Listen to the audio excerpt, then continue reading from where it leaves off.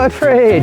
Hey Dan, How are welcome. you? It is a horrible day in Good Toronto. to see you. Yeah, welcome. It is great to see you, both because I need some wine after that weather, Can but it's imagine. also just lovely to be back at Boekenhoutskloof. Yeah, thank you for coming and let me show you around a bit. I look forward to it.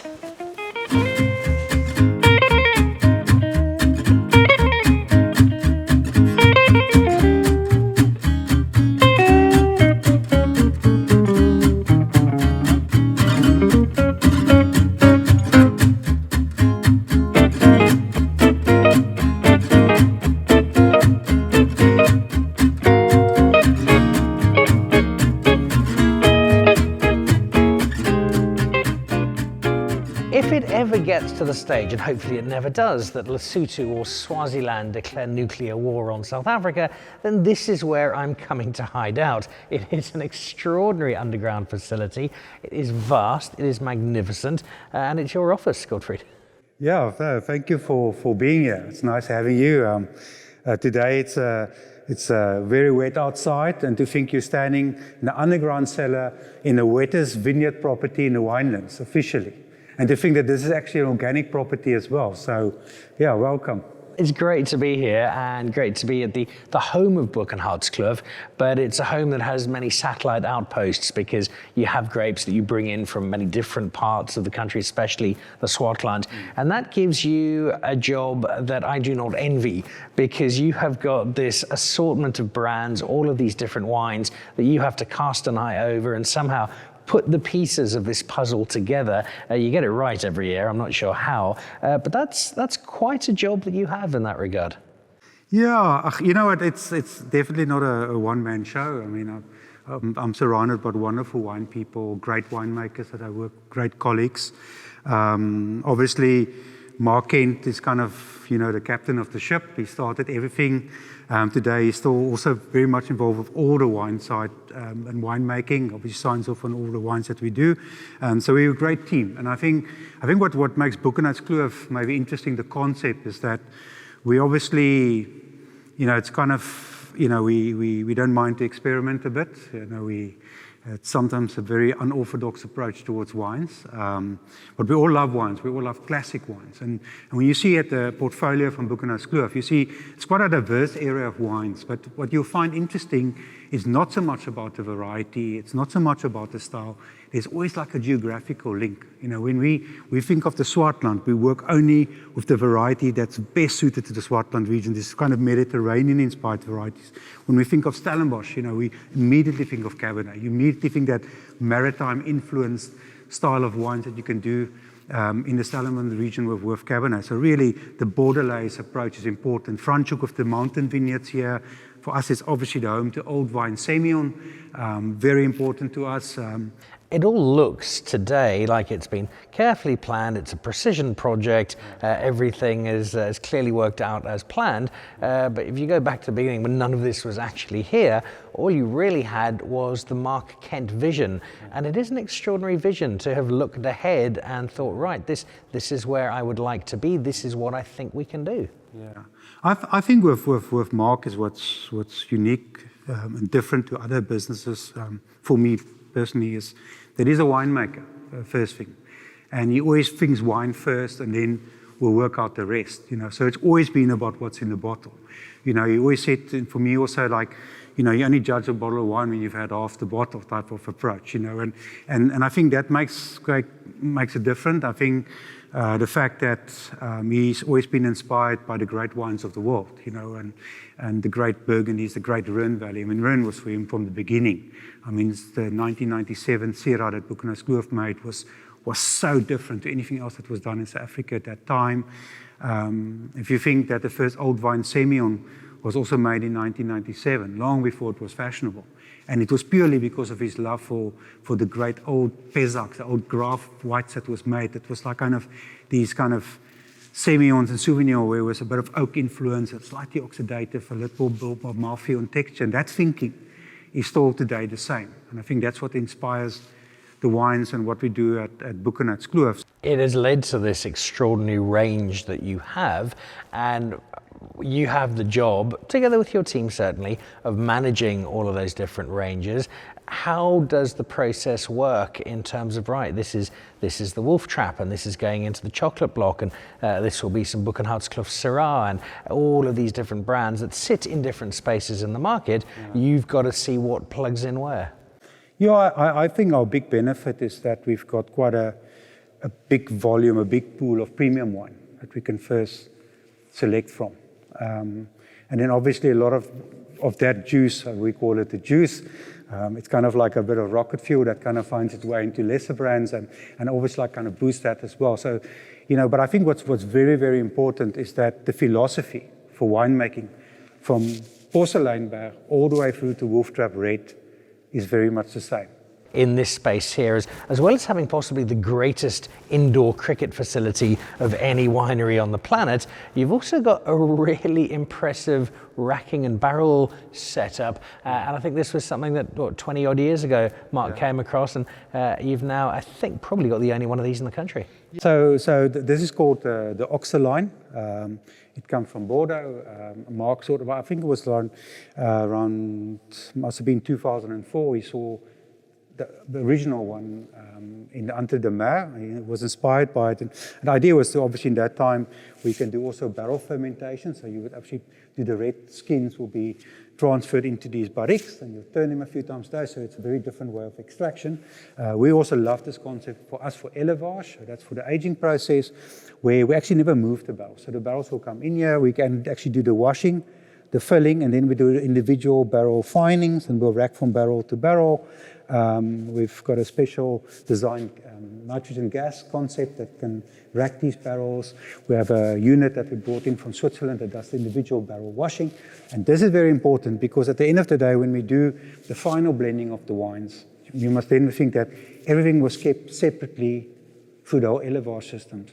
Because you do find not a lot of variation, but there are little things that are quite different from tasting one barrel to the next barrel. And so to basically keep this individuality, and it's purely just much softer on the wine.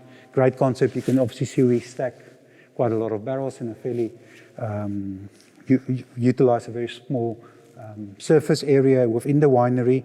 And this made a big difference for us because suddenly we were working with the same amount of staff, 800 barrels of Cabernet, where we used to do only 300 or 400 barrels. So, well, one of the great quid pro quos, though, you're bringing all of these barrels in, but you are sending wine out all over the world. And I've lost track of the number of countries where I've spotted chocolate block either in a wine store or on a wine list, or just had somebody tell me, oh, you're from South Africa. Have you ever had the chocolate block? It leads one of many success stories you have, and I think those need to be appraised. So as much as I am loving your cellar downstairs, I think probably time for the tasting room and see that what starts down here finds its way into a glass.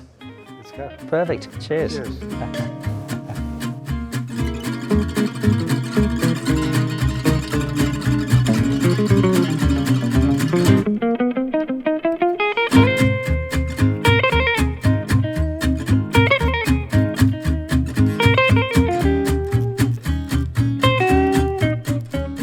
So from the cellar to the tasting room, looking outside, it is still revolting. I'm very glad I'm inside, Gottfried, and inside quite a star-studded room, because having a look at some of the signed bottles, some of the photos, there's a photo of Marc Kent with Bono up on the wall. You've got a bottle signed by Morgan Freeman, one by Heston Blumenthal, one by Hilary Swank. There's some pretty big names who've come through here. Yeah, and I think even with them, like most people, they came to Boekenhoutskloof because of Chocolate Block. I think Chocolate Block is selling in more than 90 countries in the world, and even I still get guests today. We have a tasting on every Tuesday and Thursday, always free of charge. And most people say they tasted Chocolate Block before they even knew they were tasting wine from South Africa. And that actually says quite a lot. I mean, not even they didn't know it was from Boekenhoutskloof. They didn't know it was South Africa. That's how iconic in itself it has become. Yeah, and it had a very humble beginning. I mean, the first vintage was in 2002, and it was an opportunity Marc Kent had with Otpins, and he did 15 barrels of wine. And at that time, he also already realized that, that the Swartland was unique, and the Swartland there was real potential for this kind of Mediterranean-inspired wines. And it is undoubtedly the rock star of the family, but you've got some pretty big names around it, whether it's a big name in the Porseleinberg that is a 100-point wine in the past, or something like the Wolf Trap, which I've had many people tell me is their go-to wine through the week. So it is a range that I think for me is most impressive in that you touch so many different points of the market, and yet the fact that you have something that is perhaps a more entry-level wine does not at all affect the fact that you're also able to produce something like the Porseleinberg. I think for us what's important is when you look at like these wines now, this is obviously Swartland wines, and there's a very common link, there's a clear link, and often it's because of not just the variety, but it's because of the philosophy and the approach towards the wines. And if you look here, we obviously have the classic Wolf Trap Red, which is a real classic Mediterranean-styled red, and then obviously a classic Porcupine Syrah, which we've always since day one called it Syrah. We don't call it Shiraz. This is not a Barossa Valley style approach towards wine. And then obviously the chocolate block, where it's a little bit more about richness and about mouthfeel and length. And then I guess the wine that everybody's talking about lately is a project that Marc Kent started, and then with Cully Lowe joined him, and Cully did all the development. And if you ever meet Cully, he's a very interesting guy. And they just decided to make this really non-interventional style of wine where it's 100% whole bunch. There was only foudre, concrete, short élevage, but kind of the reference was a very old vineyard. And then from the same properties, we also do then the Boekenhoutskloof Syrah, which is also Swartland. What might be interesting, we're going to soon release a new wine called the Goldmine White, which says we're taking the best parcels from our Viognier on our property and our Chenin. We're going to take the best from our South Coast Chardonnay we're doing, and we're taking some old wine Semion, and we're going to do a kind of representative white blend. It includes that Semion, one of my favorites, but let's start with a little of this Chardonnay. This is indulging in your Burgundian love. Yeah. And this, I think it was your 2017, I seem to remember, Jancis Robinson doing a piece and absolutely raving about this, and the evolution of Chardonnay for me is very welcome in South Africa, where the days of Chardonnay that put a lot of people off the wine, quite frankly, are mostly behind us, and it really is about a triumph of the fruit over anything else. It's important that we make Chardonnay that is age-worthy, because remember that the international palates and the national Chardonnay drinkers do tend to drink Chardonnay for the fact that it must be aged and mature. We do it, you saw in the cellars downstairs. Everything happens at a very, very slow pace. If you think this wine is basically 60% new wood, its élevage is 14 months. All right, some excellent Chardonnay.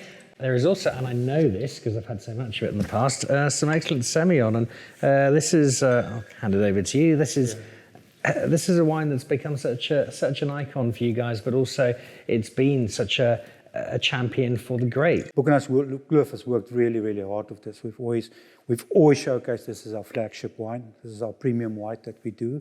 What is interesting about these wines for us is not just the Semion itself, it's the story of Semion. And the story of Semion in the Cape, that it's been in the Cape since, I don't know, maybe end of the 1600s, early 1700s. And I think that the fact that it's been planted, especially in the Franschhoek Valley, for such a long time in the same place, from generation to generation. And by the 1800s, it was quite well documented that they're going through these mutations. And what I find fascinating is that there's genetic changes in the plant material and in the vines, that you have a kind of high Semion Greek component, has created the style of Semion that is so unique. It's the only wine that we make that I really can say it kind of captures the landscape. So, Sauvignon Blanc that went to private school. It's got a warm, rich texture delight to it. And the trademark, obviously, of Semion is when it ages, it gets that waxy, lanolin-like character. I always say what is interesting with this is that, I mean, if you think we had that very, very difficult 2016 vintage South Africa, it was so hot and so dry, and these old vines are just not affected in the same way as younger vines that we plant. This feels like heresy, but I will not finish all of that because we have a lot of wine to sample. White's done. I asked you to give me a couple of reds that you thought we should try. and I think it's the icon that sits there next. It is. I don't think there's a trip I've done anywhere in the world where chocolate block hasn't somehow popped up. It's a success story that shows absolutely no sign of slowing down. For us, it's really important that we find ways and means and constantly to make this wine better and more interesting. And I think the fact that a lot of the fruit is now all our own vineyards makes quite a big difference. But it will always be a blend and always consists out of the 5 classic varieties that we use for the chocolate block. Always be based on Syrah. It's the most planted variety. This vintage was 74%. And then Grenache is normally, Grenache Noir is the most second planted variety. And that's become quite important in the last vintages because it's very heat and drought resistant as a variety.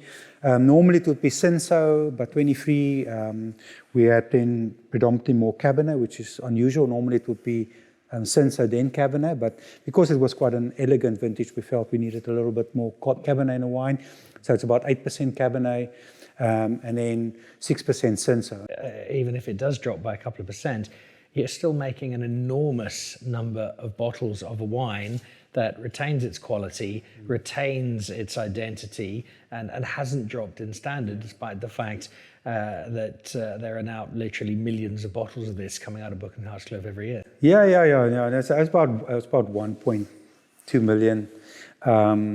But I think what is very interesting is that we only need still to select 2 out of 3 barrels that we actually make for chocolate block. Yeah, I'm not sure there's a greater cult favourite from South African wine around the world than this, and I think that is really important, not just for you guys, but it's a wine that's done so much for South Africa. As you said earlier, people drinking it not even knowing it was South African. Yeah, people always ask Mark why the chocolate block, and I think he's had that question so many times in his life, and I remember standing there close to him at a show and some lady asked him that and he said, yeah, because the world loves chocolate. The world loves chocolate, the world loves chocolate block. I do. I also particularly love this wine, and I love the guy who, together with Marc, put it on the map.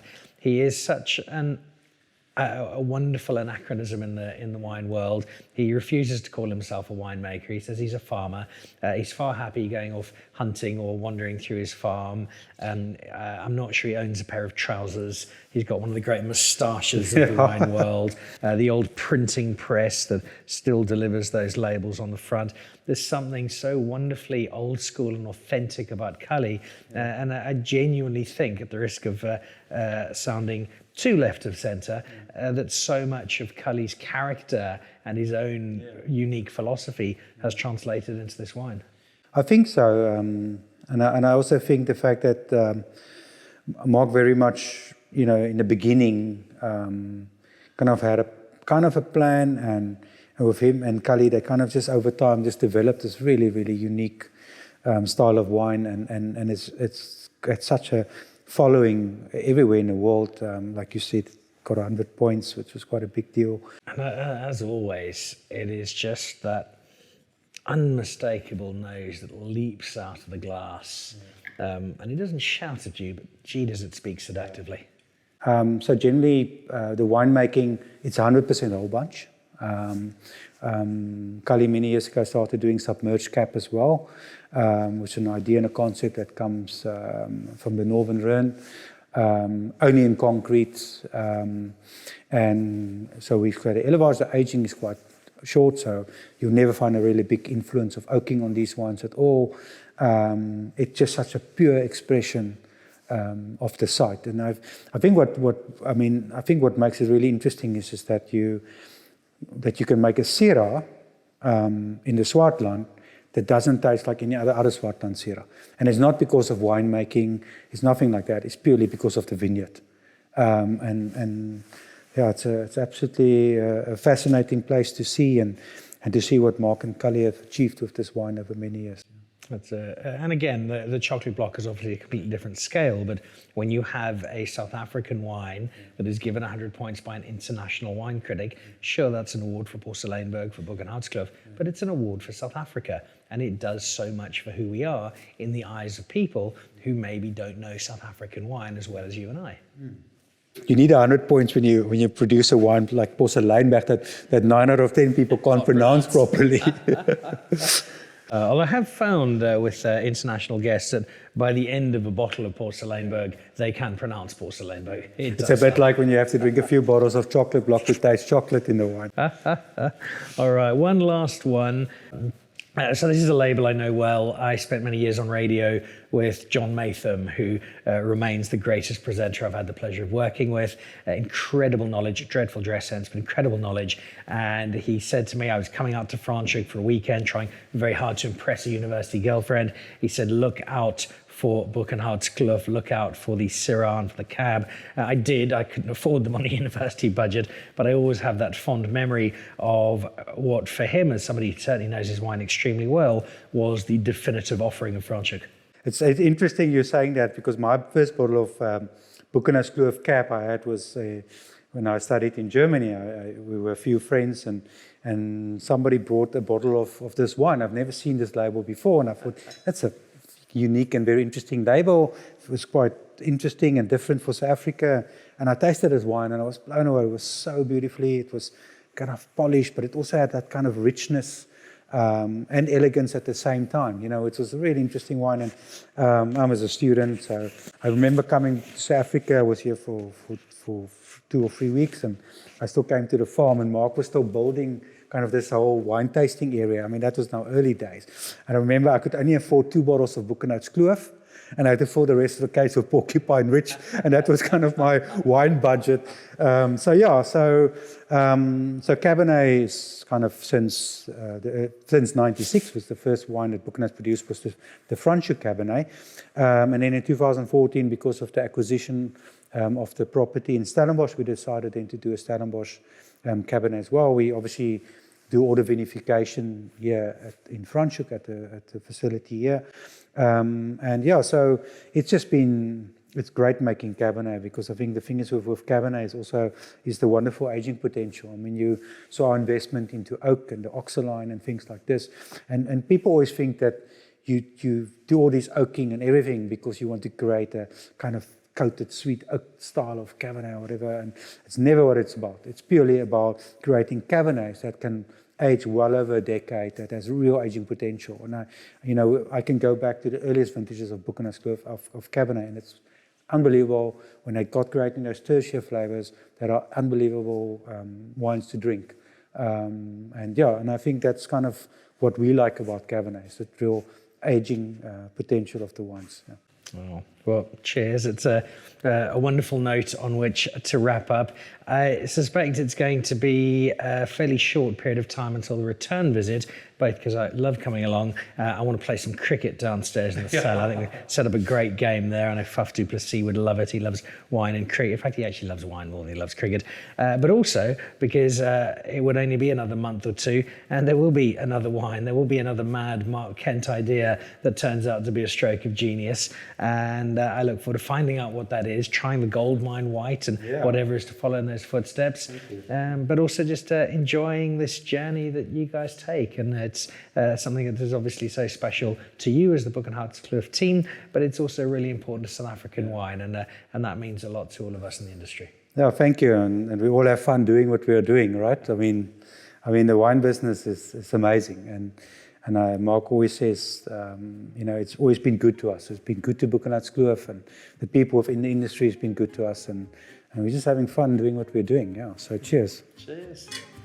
So there we go. It might be a horrible day to be outside in Franschhoek. It's a wonderful day to be inside, drinking world-class wine and celebrating with a world-class winemaker one of the really great South African wine stories.